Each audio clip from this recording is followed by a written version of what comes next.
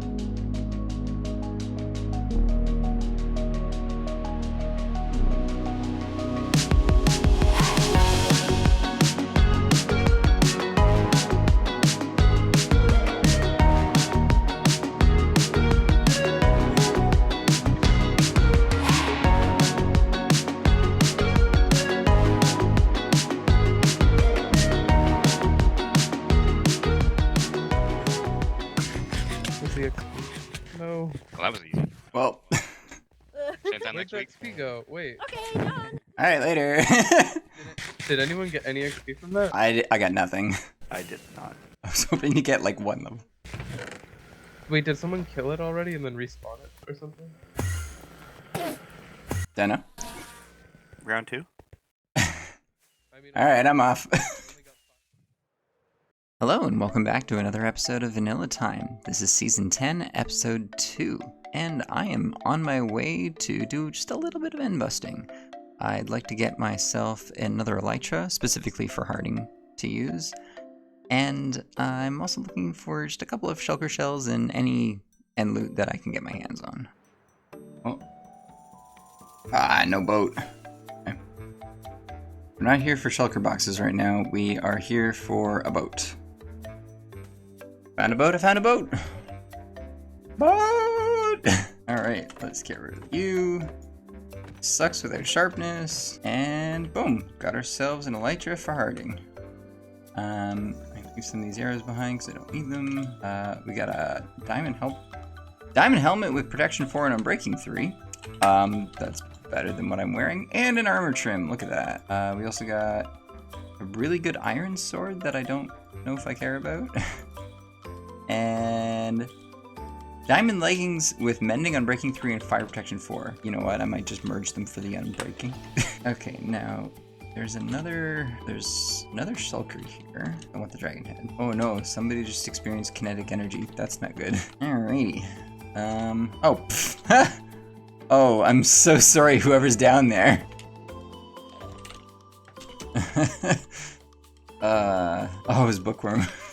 I just saw Bookworm like in full armor just running up to the boat from the ground as I'm like staring down at him. I'm like, I'm so sorry. Oh, that feels bad. Alright, I got enough obsidian for another ender chest. And I've made myself a shulker box. Okay, so I can dump my spare arrows.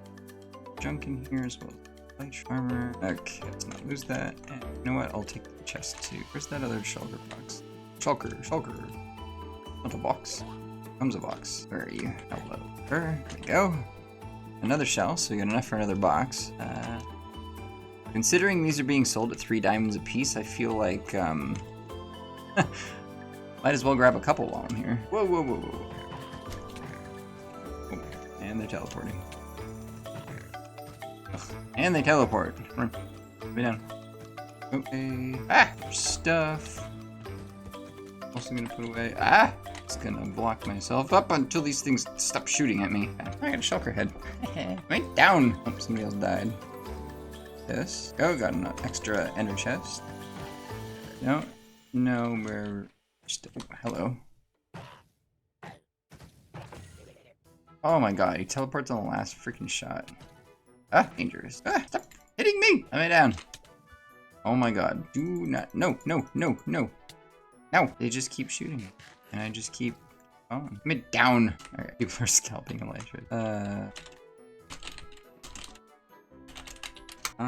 Okay, I'm not gonna worry about the shulkers for now.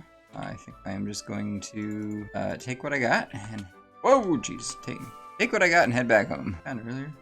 Oh, this is a new one. This is yet another new city without a boat. What the heck? What's with all the boatless cities? Did I already go in this one? No dudes at the entrance, but maybe it was already hit. Okay, yeah, it looks like this one was cleaned out. Still a bunch there, but four sword, garbage. Oh yeah, this has definitely been picked through. Down.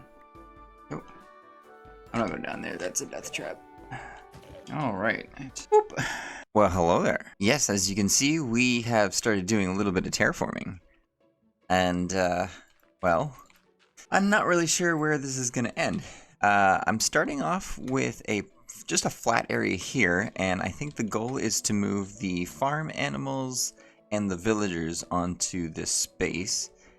And then from here, we're going to have to figure out how we're going to get the shape out. So at the end of my last video, I kind of teased that I started doing a little work on the wall here. So this is kind of just turning into a bit of a cliff face, and I think I'm going to do this along this side and maybe along this corner as well.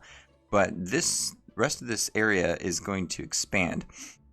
So I think what we're going to do is we're just going to organically expand the island in clumps as we go.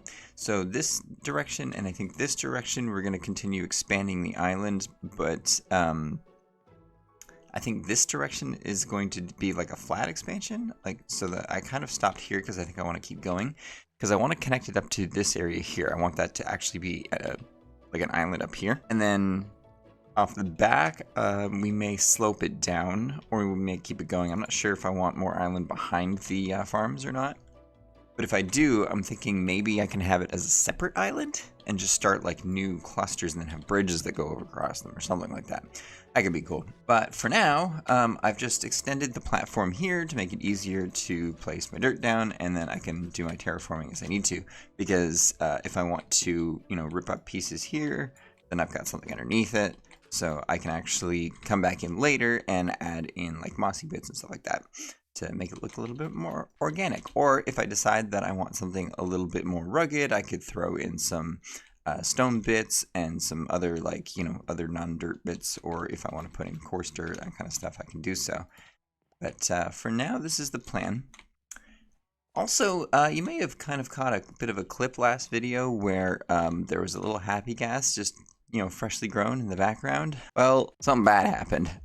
Unfortunately, I don't have any footage of it, but yeah, we had a bit of an accident moving this villager up. So you can see we got little buddy over here. Hello, this is our Fletcher that we brought from the bottom of the world, which is what that is. So that's a bubble vader.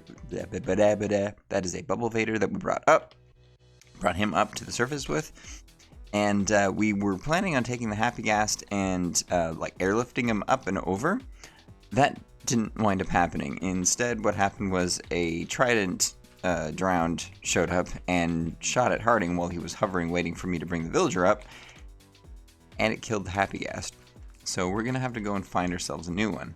I do have footage from when we found the first one, which I guess I can play up right here, and yeah, it's kind of bittersweet now knowing his fate, but we're gonna have to find another one. So for those of you who don't know, happy gas are there's a couple different ways to get them. You can either you can either find them like we did, just near Bone Block in the Soul Sand Valley. You can trade for one with a what's the guy called? You can barter for one with the piglin, or you can craft one by taking 8 gas tiers and soul sand. We do not have 8 gas tiers, and we're kind of limited on our gold, so I think finding one in the nether, like we did with the first one, is probably going to be the best bet, since we do have elytra and we can just kind of fly around. Yeah, so that's the plan. We also picked up some nether wart from one of the end tunnels. Somebody had a little public farm going, so we were able to snag a little bit from that. And as you can see, we now have a bunch, so we will be able to get some brewing going for water breathing and invisibility potions. so that Harding and I can tackle the ocean monument. So we'll probably do that this episode. But in the meantime, I'm just going to finish laying down this platform so I can get the villagers into place and we can start breeding them. So the breeding plan is to just get them into a pen together to start with. And then once we have a couple of villagers going, I'm going to migrate these two into a permanent home and optimize their AI, which is a thing that we can do on the server with a command called, I think it's just called optimize. Yeah, optimize villagers. You do that, set a radius, and any villagers within that radius will be optimized, which disables their AI. They can only do that if they have a job, and the idea is to limit the lag on the server.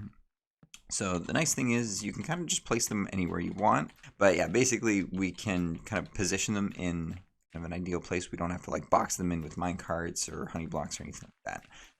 I usually do like boxing them in a little bit just to be safe, because sometimes the AI system can fail in rare occasions. Happens very, very rarely, but just in case that does happen, I do want a failsafe to make sure that they don't suddenly wander off. And then once we have a couple of extra villagers, we can take those extra villagers, set up a breeder for them, and then we can get more and slowly work out a trade hall.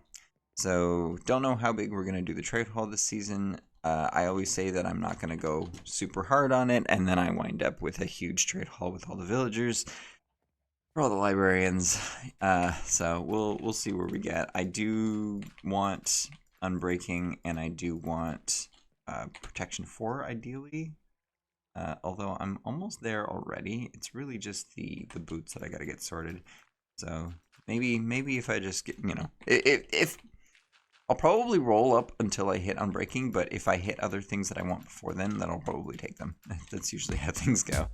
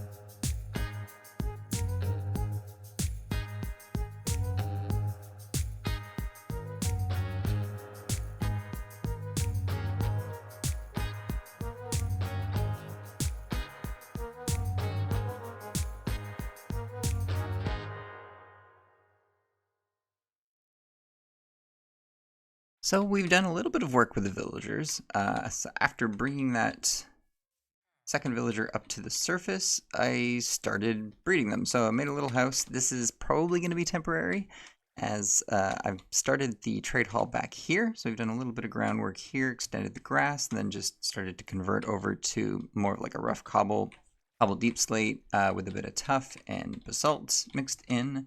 Yeah, so we've gotten pretty lucky. I'm breaking 3 over here. We've got still over here. We got protection 4 and sharpness 5 on this guy. And then this one over here, that's our mending efficiency 5 guy. Ignore the other 2. We also set up a second, where is he?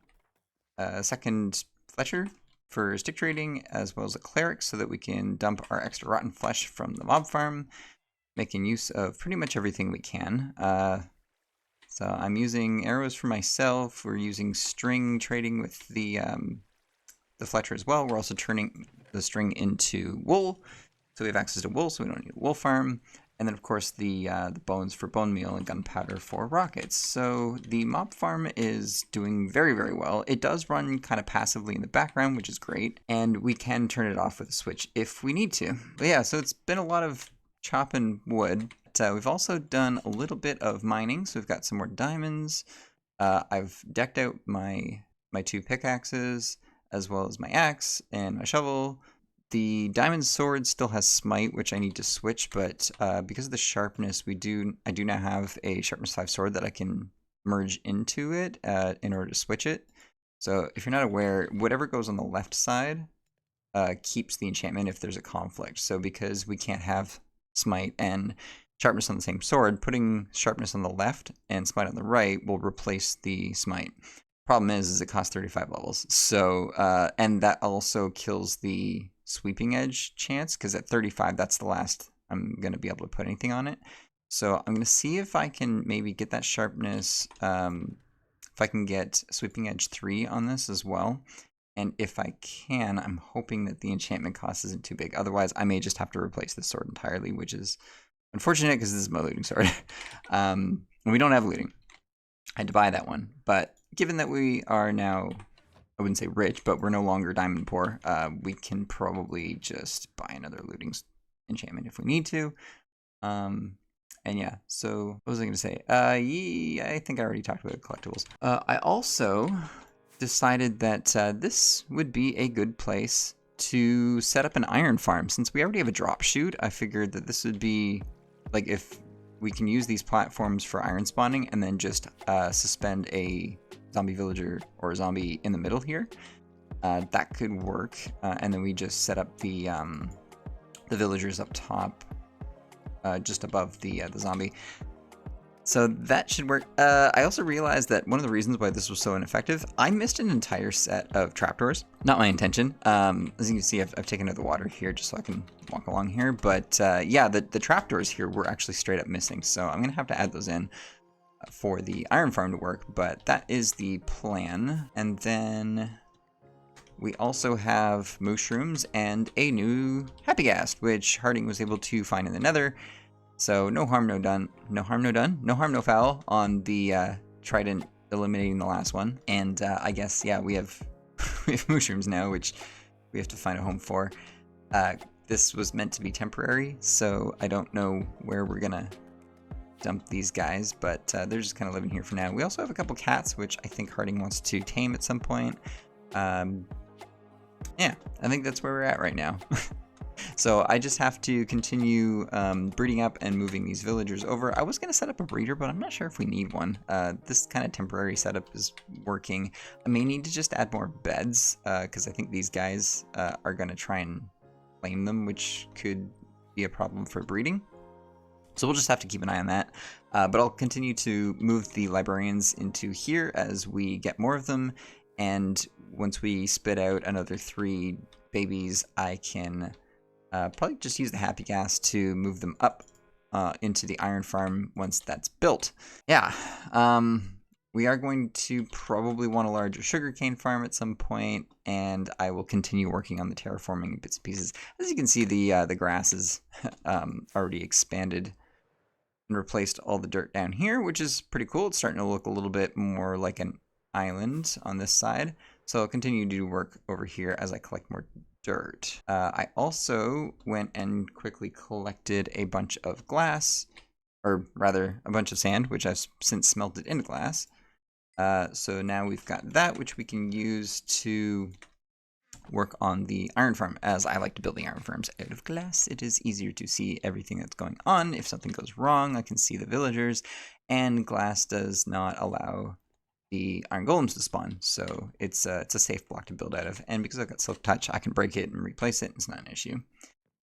So yeah, let's take care of that, and I'll be back with you in a little bit. Right, so we've built the typical iron farm setup here. I believe it is, yeah, it's 3 blocks tall, so it should be out of the reach of the iron golems.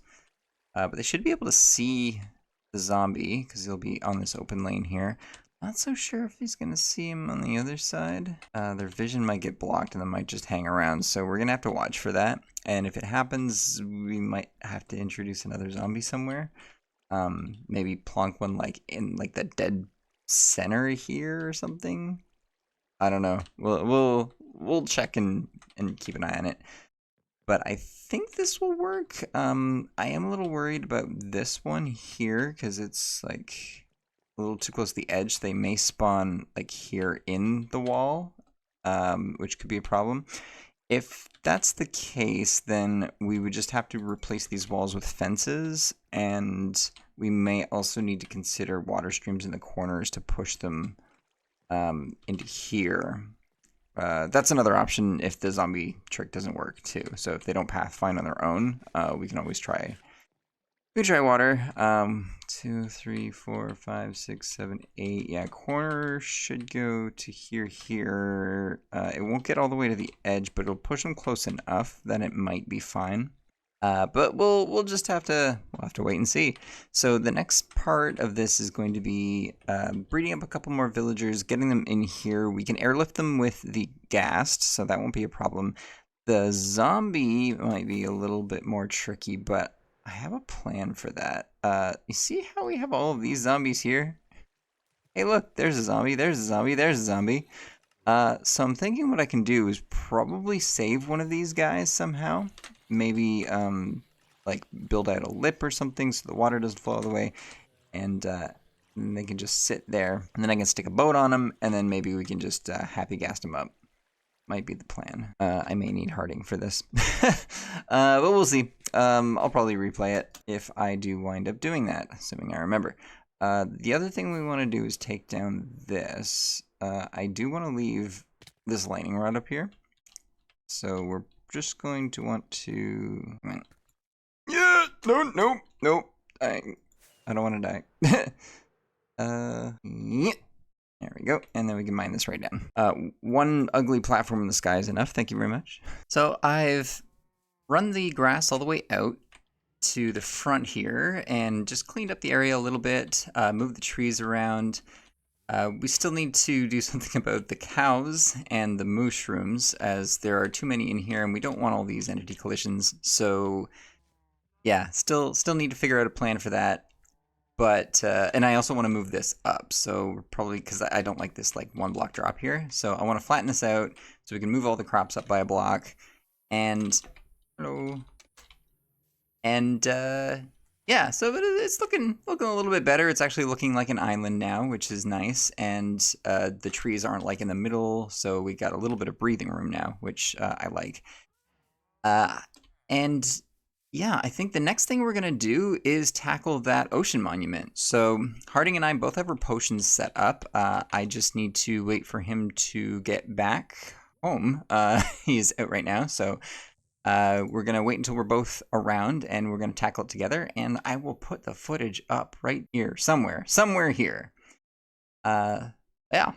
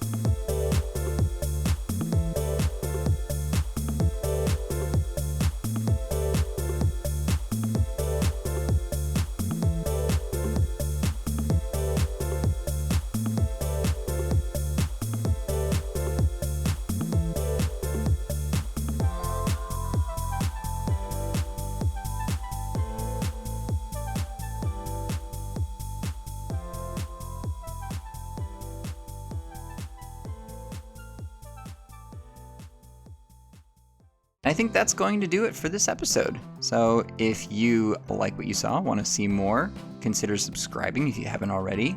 Leave a like, comment if you're new, and I will see you next time. Take care. Bye-bye.